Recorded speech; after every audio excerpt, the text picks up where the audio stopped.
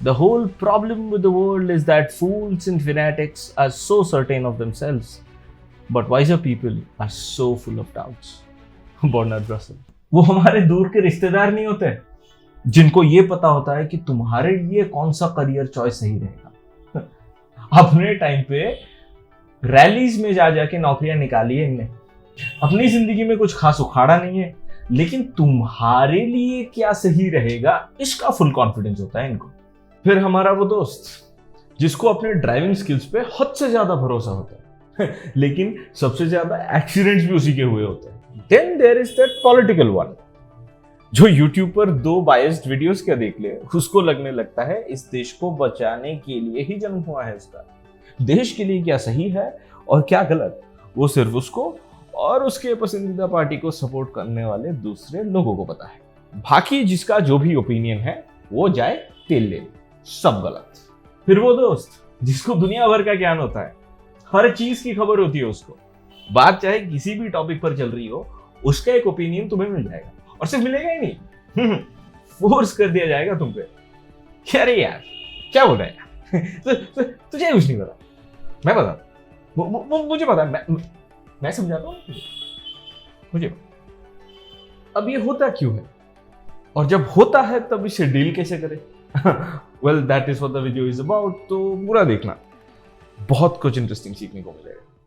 हम जब भी कुछ नया सीखते हैं, कुछ नया जानते हैं, उसकी एक जर्नी होती है, जिस जर्नी को समझने के लिए हम एक 2x2 मैट्रिक्स का इस्तेमाल करेंगे। 2x2 यानी 4 क्वाड्रेंट्स, जिसमें से पहला क्वाड्रेंट होगा नोन नोन्स का। इसमें वो चीजें आती है जो हमें पता होता है कि हमें पता है। फॉर एग्जाम्पल मुझे ये पता है कि मुझे साइकिल चलाना आता है। फिर आता है नोन अननोन्स, यानी वो चीजें जो आपको पता होता है कि आपको पता नहीं है, जैसे कि मुझे पता है मुझे वायलिन बजाना नहीं आता। देन देयर इज अननोन नोन्स, यानी वो चीजें जो आप भूल चुके हो कि आपको पता है, आपको आती है, जैसे कि राइटिंग इन इंग्लिश या काउंटिंग नंबर्स। बेसिकली वो सब चीजें जो अभी इतनी ऑब्वियस हो चुकी है और आप रोजमर्रा की जिंदगी में इतना इजीली इंक्लूड कर देते हो कि आप उन्हें अलग से एक स्किल कंसीडर नहीं करते, अलग से एक नॉलेज गेन करने जैसी कोई चीज उसे कंसीडर नहीं करते। And then finally comes the most important quadrant, the unknown unknowns, यानी वो जो हमें पता ही नहीं है कि हमें नहीं पता। आई नो थोड़ा कॉम्प्लिकेटेड है, कॉम्प्लेक्स है, बट बियर विथ मी, कुछ इंटरेस्टिंग बताता हूँ। हम जब भी कुछ नया नया सीखते हैं, we are very much aware of the things that we know and completely oblivious to the things that we don't know. I mean the things that we are supposed to know but we don't know about. Let's take coding as an example. हम जब भी नया नया coding सीखना शुरू करते हैं, 2-4 complex patterns क्या बना लिए, थोड़ा बहुत एरेस को यूज करना क्या आ गया, हम proficient in Java, C plus plus, Python सब डाल देते अपनी सीवी में। एक छोटू सा कैलकुलेटर क्या बना लिया, उसको एज मेजर प्रोजेक्ट ऐड कर देते हैं। फिर जब हमारा आमना सामना होता है डीएसए से, तब जाके हमें हमारी औकात का पता चलता है। लेकिन उसके बाद भी अगर आप प्रैक्टिस करते रहते हो, सीखते रहते हो, तब जाके a lot of your known knowns starts becoming unknown knowns.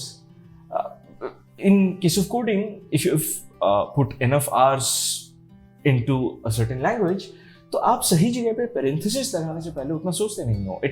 It becomes your second nature. And not just that, the more you learn, उतना ही आपके unknowns भी डेवलप होते रहते हैं। यानी आप जितना सीखते हो उतना ही आपको ये एहसास होता जाता है कि कितना कुछ आपको नहीं आता। And eventually you discover the 4th quadrant and you realize कि इस दुनिया में ना जाने कितनी ऐसी चीजें हैं, ऐसे कॉन्सेप्ट्स हैं या हो सकते हैं regarding whatever you are learning, जिसके बारे में आपको आइडिया भी नहीं है। You don't even know the existence of that very thing और कॉन्सेप्ट। इमेजिन अ ग्राफ जिसके एक्स एक्सिस में है तुम्हारा actual knowledge about a certain topic और वाई एक्सिस में है तुम्हारा confidence on your knowledge of that topic. तो हम जब भी शुरू में कुछ सीखते हैं तो हमारा नॉलेज बहुत मिनिमल होता है, लेकिन उस नॉलेज पर हमारा कॉन्फिडेंस पीक पर होता है। क्यों? क्योंकि वही at this stage we are only aware of our known knowns. जो लोग यहां पर सीखना बंद कर देते हैं, they maintain a false sense of mastery, but those who keep learning, keep moving forward, उनको धीरे धीरे अपनी औकात का एहसास होने लगता है। क्यों? क्योंकि they start discovering their known unknowns, and as they move forward उनका कॉन्फिडेंस धीरे धीरे घटने लगता है। And this is the point a lot of people give up, they quit, क्योंकि उनको लगने लगता है कि हमसे तो ना हो पाएगा। But those who push pass this limit and still choose to keep learning, keep pushing themselves harder. But those who choose to push past their limit, push past this point and keep learning, those are the ones that experience true growth. और इस point पे आके वो लोग जो achieve करते हैं वो होता है ट्रू मास्टरी, ट्रू कॉन्फिडेंस। क्योंकि यहाँ पे a lot of what they learn starts moving into their unknown knowns वाला सेक्शन। और सिर्फ यही नहीं, इस स्टेज तक आते आते यूजुअली लोगों को अपने नोन अननोन्स वाले सेक्शन में क्या क्या चीजें आती है उसका एहसास भी हो जाता है। तो अगर आपको पता चल जाएगा कि आपको क्या क्या नहीं आता, you can start working on them and transfer those things into your bucket of known knowns, which eventually brings humility along with this confidence that you gain. That's why I say the idiot thinks he knows everything because he literally does not have enough knowledge to know any better. लेकिन एक expert usually humble होता है क्योंकि he is aware of all the ways he may be wrong. Now I know तुम क्या सोच रहे हो। Probably वही जो मैं भी सोच रहा था जब मुझे भी इस कॉन्सेप्ट के बारे में नया पता चला। ये लोग भी कितने छूती होते हैं। I mean, मैं लकी हूँ because I follow and consume such useful and intellectual content like this video. तो मुझे अब पता चल गया। I'm never gonna be that idiot जिसको पता तो कुछ होता नहीं है लेकिन बस अपना मुंह चलाता रहता है हर जगह। So this is the trickiest part, the biggest irony of learning about cognitive biases. हमें ये लगता है कि अब क्योंकि हमें पता है how my brain might fuck up, we are somehow immune to these fuck ups. It's like हमारे साथ तो ये कभी होगा ही नहीं. And that's exactly when we fall prey to the Dunning-Kruger effect. Time and again research has shown कि अगर आप किसी cognitive bias को लेकर aware हो जाते हो तो it does not mean कि you are any less susceptible to those biases. तो अब solution क्या है? कैसे हम खुद को ऐसे कॉग्निटिव बायसेस से बचा सकते हैं और आपके जीवन में ये जो डनिंग क्रूगर इफेक्ट से पीड़ित इरिटेटिंग लोग हैं उनसे कैसे डील करें?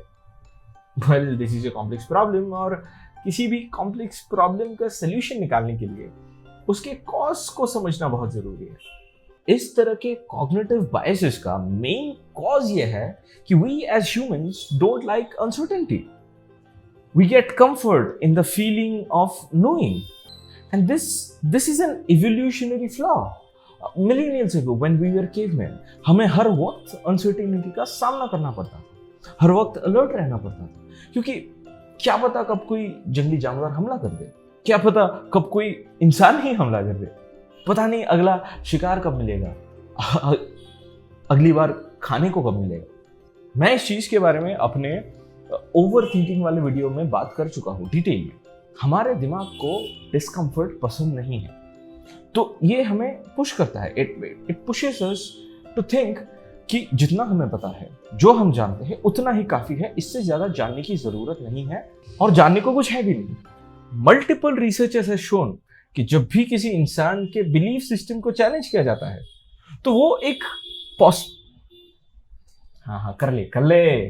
मल्टीपल रिसर्चर्स हैव शोन कि जब भी किसी इंसान के बिलीफ सिस्टम को चैलेंज किया जाता है तो वो एक अलग पॉसिबिलिटी को कंसीडर करने के बजाय, एक दूसरे ओपिनियन को रिस्पेक्टफुली कंसीडर करने के बजाय अपने खुद के ओपिनियन को लेकर और ज्यादा रिजिड और ज्यादा डिफेंसिव हो जाता है। तुम्हारा वो जो दोस्त है ना, the one with the political expertise, उसको ये वीडियो दिखाओगे ना, वो कतई रिलेट कर जाएगा। वो बोलेगा कि वो जिस भी पॉलिटिकल पार्टी को सपोर्ट करता है उसके ऑपोजिट पार्टी को सपोर्ट करने वाले लोग बिल्कुल ऐसे ही हैं। बिल्कुल रिजिड, डिफेंसिव, कोई और ओपिनियन सुनना ही नहीं चाहता while doing the exact same thing. So my advice to all of you and myself is to hold fewer opinions going forward, or at least hold them lightly. तो अगली बार अगर internet पे आपको कुछ ऐसा दिख जाए जो कि थोड़ा फ्रस्ट्रेटिंग है, अपसेटिंग है, instead of jumping into conclusions about that person or that cause, maybe relax, sit back and think, I don't know enough yet, so I won't judge.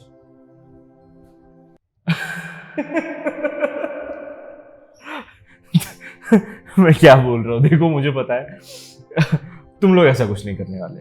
चाहे कितने भी वीडियोस देख लो, किसी से भी कोई सा भी एडवाइस ले लो, अगर चेंज अंदर से नहीं आया ना, तो 2 दिन या मैक्सिमम 2 हफ्ते ये एडवाइस फॉलो कर पाओगे, फिर back to square one. More often than not, the solution to the most complex of things is usually very simple. So इस केस में my simple solution would be कि काम करो। और 1 मिनट, हाँ अब ठीक है, काम करो भुसड़ी के काम, और कमेंट्स में लिखो आज कितने घंटे काम किया, कितने टास्क फोड़े हो, सब लिखो। आई एम सॉरी श्वेता भाई, I am so sorry, but in all seriousness काम करो। सच में अगर तुम्हारे पास इंटरनेट पे बैठे किसी रैंडम स्ट्रेंजर के रैंडम कमेंट में फ्रस्ट्रेट होने का, वहां पे रिप्लाई करने का टाइम है, अगर तुम्हारे पास अपने दोस्त के उल जुलूल ओपिनियन पे बहस करने का टाइम है, और अगर तुम्हारे पास किसी नौसिखिए में इतना कॉन्फिडेंस क्यों होता है इस टॉपिक पर एक इंटायर वीडियो देख लेने का टाइम है, तो सिर्फ 2 ही चीजें हो सकती हैं दोस्त। या तो तुम बहुत प्रिविलेज्ड हो, या फिर कतई आलसी, और इस फोन नामक वस्तु से तुम्हें एडिक्शन हो चुका है। क्योंकि अगर देखो, तुम खुद पर फोकस कर रहे हो, खुद पर काम कर रहे हो, खुद को इंप्रूव करने की कोशिश कर रहे हो डे इन डे आउट, तुम्हारे पास वक्त नहीं होगा ये सोचने के लिए कि कौन कितना कॉन्फिडेंट है, और वो जिस चीज में कॉन्फिडेंट है उसको सच में वो आता भी है या नहीं, सब्सटेंस कितना है उसके कॉन्फिडेंस के पीछे। This things won't matter to you. तो कौन किस चीज में मास्टर है वो सोचने के बजाय खुद किसी चीज में मास्टरी हासिल करने की कोशिश करो, उस पर फोकस करो। किसी महान इंसान ने कभी कहा था, when arguing with a fool, make sure the opponent is not doing the exact same thing. समझे? नहीं समझे तो पॉज करो, रिवाइंड करो और फिर से देखो, और अगर समझ गए हो तो ये वाला वीडियो देखो। More than half of the year is already gone, और अगर तुम इस साल के एक भी गोल को अभी तक अचीव नहीं कर पाए हो, तो ये वीडियो तुम्हारी जिंदगी बदल सकता है दोस्त। I'll see you there, and always remember, greatness is coming.